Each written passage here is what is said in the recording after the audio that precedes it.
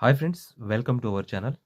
ఈరోజు ఆంధ్రప్రదేశ్‌లో దివ్యాంగులకు సంబంధించిన ఒక గుడ్ న్యూస్‌నైతే మీ ముందుకైతే తీసుకొచ్చాను. అది ఏంటనేది ఇప్పుడు మనం చూద్దాం. ఇకపై దివ్యాంగులకు బస్సు ప్రయాణం చేయడానికి టికెట్ అవసరం లేకుండానే పూర్తి ఉచితంగా అయితే ప్రయాణం చేయొచ్చు. దీనికి సంబంధించిన పూర్తి వివరాలు ఇప్పుడు మనం తెలుసుకుందాం. ఆంధ్రప్రదేశ్ ప్రభుత్వం దివ్యాంగులకైతే భారీ ఊరటనిచ్చే నిర్ణయం అయితే తీసుకుందనైతే మనం చెప్పుకోవచ్చు. Andhra Pradesh state road transport corporation బస్సుల్లో ఇకపై దివ్యాంగులకైతే ట్రావెల్ ఫ్రీ ట్రావెల్ సౌకర్యం అయితే కల్పిస్తుంది.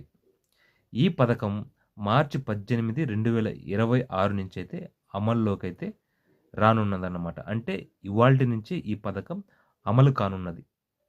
దీనివల్ల రాష్ట్రంలోని వేలాది మంది దివ్యాంగులకు ప్రయాణం అయితే చాలా సులభమైతే కానున్నదన్నమాట. అయితే ఈ పథకం ఎవరికి వర్తిస్తుందంటే, ఈ సౌకర్యం పొందాలంటే కనీసం 40% లేదా అంతకంటే ఎక్కువ వైకల్యం అయితే కలిగి ఉండాలి.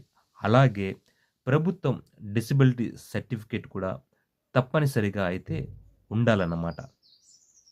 ఇక ఏ బస్సుల్లో వీరికి ఫ్రీ అన్న విషయానికొస్తే పల్లె వెలుగు, అల్ట్రా పల్లె వెలుగు, సిటీ, అలాగే ఆర్డినరీ, ఎక్స్‌ప్రెస్, అలాగే మెట్రో ఎక్స్‌ప్రెస్‌ల్లో అయితే వీరికి పూర్తిగా ప్రయాణం అయితే ఉచితమన్నమాట. ఇక అయితే కొన్ని బస్సుల్లో మాత్రం పూర్తిగా ఫ్రీ కాదన్నమాట. అవి ఏంటంటే నాన్ స్టాప్, ఇంటర్ స్టేట్ అంటే ఇతర రాష్ట్రాలకు వెళ్ళే బస్సులు, అలాగే అల్ట్రా డీలక్స్, సప్తగిరి బస్సులు. ఈ బస్సుల్లో పూర్తిగా ఉచితమైతే కాదనమాట. వీటిలో 50% రాయితీతో అయితే వీళ్ళు ప్రయాణం చేయొచ్చు. అలాగే వీరికి ఇంకో మంచి అవకాశం కూడా ప్రభుత్వం కల్పించింది.